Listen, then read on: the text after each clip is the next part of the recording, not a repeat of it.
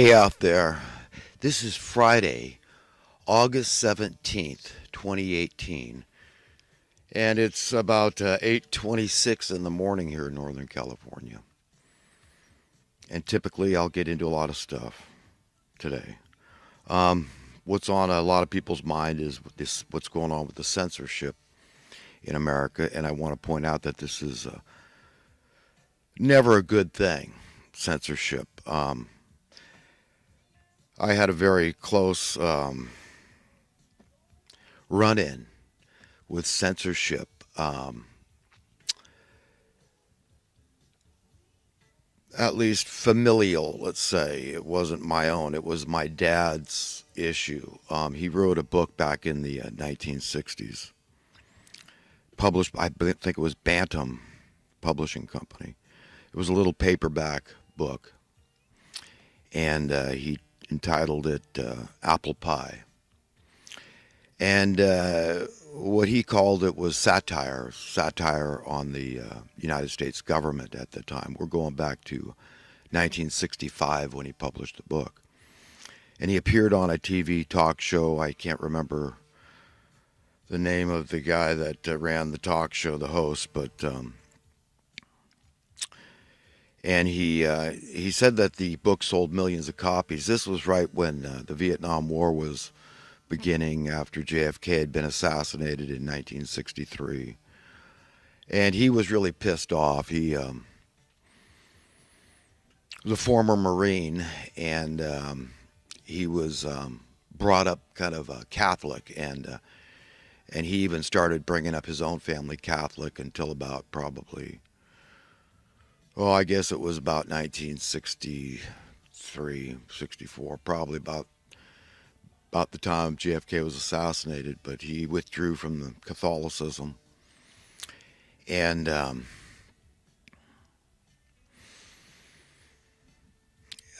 we weren't church-going people, a church-going family. My dad was really quite the enigma, I think, by any man's standard. He very unusual upbringing. He lost his mother in childbirth when he was only 8 years old. And now we're going back, okay, he was born in 28, so we're going back to 1936, I guess, pretty much, during the Depression, the height of the Depression, probably in that era. But he was having a rough time. He had to deliver milk and newspapers in the snow when he was a little boy to take that money, that dime he said he'd make, and give it to the family to help support the family. And he never had enough to eat. And he later in life, in his 30s, he was diagnosed with multiple sclerosis by a couple of doctors that told him he had about 5 years to live. Of course, he lived to be 86, but he attributes getting the multiple sclerosis to eating hot dogs and drinking Coca-Cola, and that was kind of his diet. It's interesting that he grew to be such a large man, large stature, and powerful, strong man too. He was 6'2", and he weighed probably right around 200 pounds for most of his younger years, and I think in his 70s and 80s he packed on a little more, but I imagine his mother nurtured him and probably breastfed him, so he had that benefit, something I didn't have. I never got natural breast milk, from what I understood. It was on formula. 1958, in 58, I guess it was chic at that time, So, anyhow, he tough guy, real tough guy. He was a boxer in the Marine Corps. Got the nickname Nails Credit, tough as nails. I remember growing up that every time he'd see a guy, he'd meet some guy with big guns. He always wanted to challenge him to an arm wrestle. And in my whole life, I never saw that man lose an arm wrestle. Of course, he turned out to be a boat builder. He built his first boat in Manhattan Beach, California. That's where I was living when JFK was assassinated in 1963. I helped him build that first boat. It was a small boat. I can't even remember I should have asked my dad before he passed in 2014 the particulars, but it fit in the garage, so it couldn't have been longer than a car. And this was a house. I can't remember if we were renting it or buying it. He was on a VA pension. He tried to hold some jobs, but it wasn't too long after that point when he was diagnosed with the multiple sclerosis in his 30s. So let's see, when I was 5 years old, then he was, I guess he was 35. So he was in his mid 30s, I guess it was about that time, but he was having a hard time holding a job. And, this is a disease of the nervous system, this multiple sclerosis. It affects the spinal cord, which of course goes to the brain, so it can affect the whole workings of that very important function, the spine and brain coordination and all that. But he was a character, I'll tell you what. He was a powerful dude, and I respect him a lot to this day. And we had our ins and outs. I was really pissed off, and I let him know, about. I probably didn't spell it out, but I think he got the drift when he divorced my mom in 1970, going back to 1972 now. I was living in Felton, California, in the hills there. My mom and dad had been running a health food store. I guess my sisters and I also helped. Mom and pop type thing there in Felton, which he used to finance building the biggest boat that he ever built was Fiddler's Green, a 48-foot, from the bowsprit to the stern, 48-foot. Technically, it was a Williams 44. That's what they called it back then. But beautiful sailboat, 6 bedrooms, 2 bathrooms, teak wheelhouse. He went all out. Because he did that when he was in his 40s, I guess. But prior to that, he had brought the whole family over to Europe. I lived all over the place. I lived in England, Ireland, Malta. Been to a lot of places in Italy. Been up Mount Etna, Mount Vesuvius, seen Pompeii, Rome. Been to London, seen it all there, the Big Ben and the whole bit. The palace and the Trafalgar Square, everything else. Lived on the Isle of Wight there in England, the town of Ryde.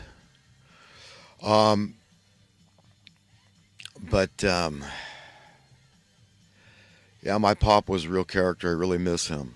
And, few men dare to dream the stuff that this guy accomplished with his life.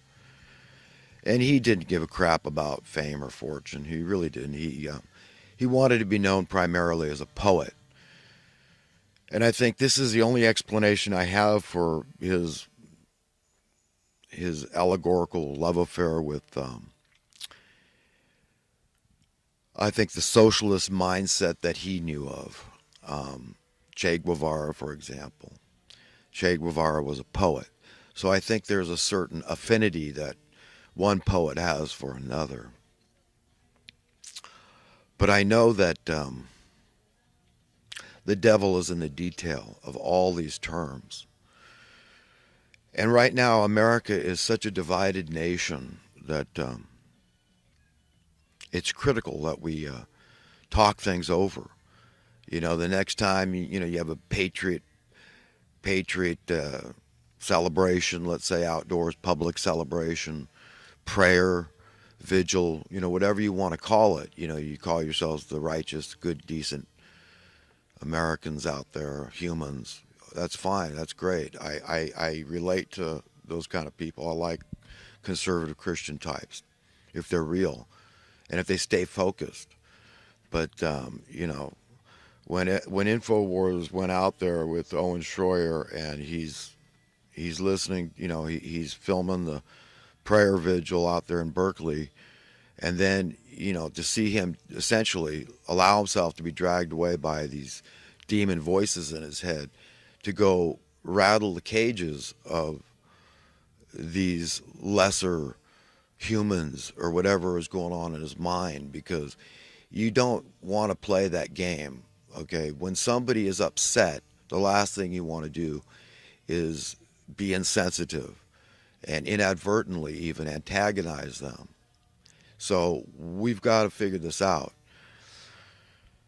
Listen, I studied real estate here in Chico, California from about sometime in 2005 to 2006.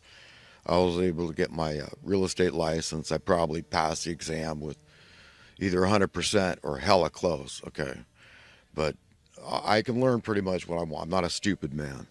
But the thing is that I had this teacher, my professor, Professor Thurza Andrew, and she had all the credentials. I mean, I'm not going to go into it, but all the alphabet acronyms and crap behind her name. She had done it all in real estate and real estate economics.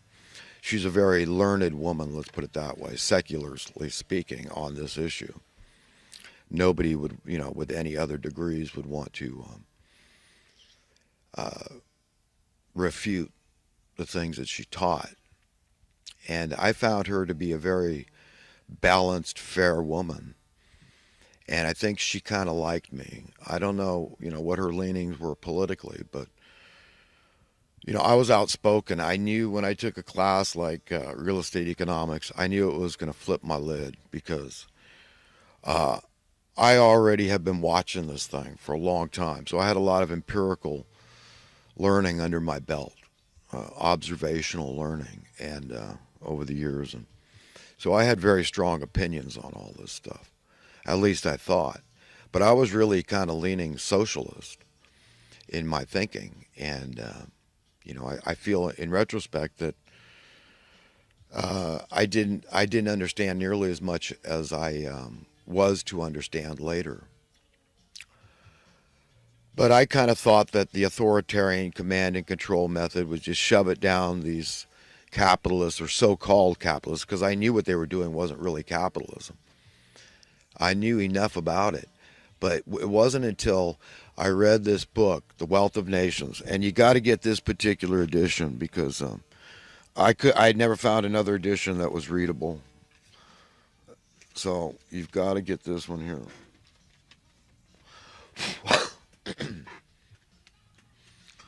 It is the introduction is by Alan B. Kruger, but it's got this very artistic cover, and it's the Fat Boy, and I love it. And you'll just find nugget after nugget, but you got to read through. It's tedious. But this was one of the recommended books to read for the class to get smart. You might still be able to pass the exams without reading the books, but nevertheless, I mean, this was something that she recommended, and I thought I'd take the opportunity to go above and beyond. So I read through it page by page, and maybe not every single footnote, but yeah, I might glance over them. But I perused the book for the most part, and I really picked out some nuggets, and I ended up highlighting ones where I got excited about. And I think it's so important that we have a basic rudimentary understanding of things like economics, not just things like economics, financial matters, monetary matters. Okay, just the basic nuts and bolts. That's what kind of guy I am. Let's do the math here. So I am an adherent of conservative principles because I am a fiscal conservative, and I extend that to the cost of living, which is absolutely fair to consider the basic cost of living, the things we need to survive, to exist, to live, as a tax, to qualify them as a tax. So the cost of living is a tax, and the effect is absolutely no different than the effect of overburdening someone by taxation to any governmental body. Okay, it's against our Constitution. Beyond that, it's immoral, it's wrong, it's ungodly. Okay, but that's what's been going on here for a long time. It's the debasement of our currency through what essentially is just good old-fashioned coin clipping. If you look it up, anciently, it's all about just yoink, I'll steal that from you. It's coin clipping. Okay, when your money passes through these certain hands, today it's not monopoly so much as collusive special interest groups driving up your cost of living. But so anyhow, if you want to improve social, political, and economic peace and safety and cohesion in the land, if you want to be happier, because you see, you need well being on that front to ever have a sense of freedom. And freedom is at the top of the list of happiness. So you understand how critical it is to kind of just get what I'm trying to impart, what I'm trying to convey, what I'm trying to give to you, transfer. And